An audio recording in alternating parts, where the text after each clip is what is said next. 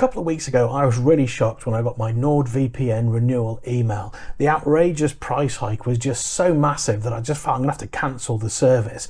And I really didn't want to do that, but I got in touch with them and I got 2 hacks so that I could use the introductory discounted rates as a renewing customer. So in this video, I'm going to talk about what a VPN is, why you should use one, and why I use Nord over the other VPN providers. And then I'll tell you the story of my renewal saga so you can skip all that drama. Hi, I'm Phil and I'm on a grey gap year and I'm currently in Bali. Let's take a look at where I am. Look at that view. That's a pretty good view for a £45 a night hotel. And there's only 5 rooms in the hotel that actually get that view, and how I got that view is a story for another day.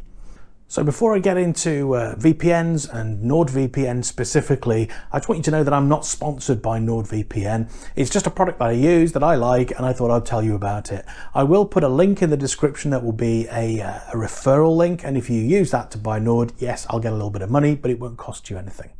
A virtual private network, or VPN, is simply a system that uses encryption to secure your online communications that otherwise would be unsafe. I don't want to get into too much detail here, but when you send data over the internet, it's broken up and sent into packets. Now think of these packets as just like small messages, and the messages are being carried by a carrier pigeon.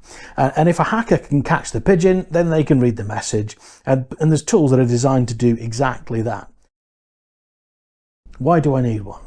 If you're at home and you're like on social media, browsing the web, that kind of thing, you probably don't need one, although I do use mine to spoof my location in Australia so I can watch Fox Sports Australia. But shh, don't tell anyone. Once you leave your home and you connect to a public Wi-Fi, it's a whole other ball game. Public Wi-Fi is not secure. It's as simple as that. But you can secure your connection by using a VPN. I've also heard that you can spoof your location to get cheaper airline tickets, but I haven't seen this, so I'm not sure if that's true or not. The other reason lots of people have a VPN is for streaming. So if you want to watch something that's on Netflix in the US and you're outside the US, you can do that with a VPN.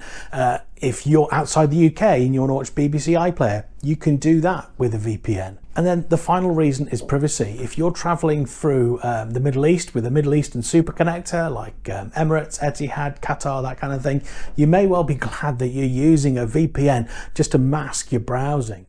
So why do I use Nord? Simply put, it works.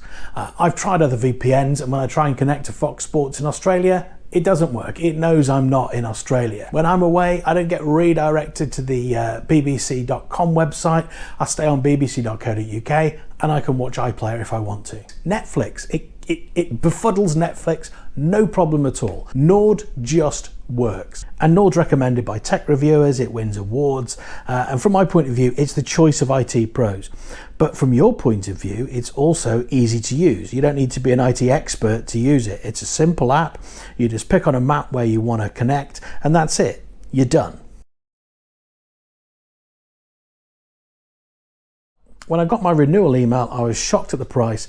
I really didn't remember it costing this much, so I logged into my account to see if there was a way I could lower the cost. I saw that there was, and then I clicked on the link and it gave me like this different price. So there was a bit of a back and forth, and I started to get a bit fed up. So I went onto the online chat, and the online chat people gave me hack number 1, which is if you just log out of your NordVPN account and then use one of the new subscriber options, you can just enter your existing email address into the box. And apparently that's going to work. But I wasn't happy with this. Why should I jump through these hoops as a loyal customer? I should get the same price as a new customer, right? So I just decided to cancel the renewal, and I thought I would deal with it after that. But that's when I got the renewal offer. So it was weird, you know, 30 months for £2.69 a month, and it was about the right price, so I've just renewed that way. And to be fair, £2.69 is actually pretty cheap.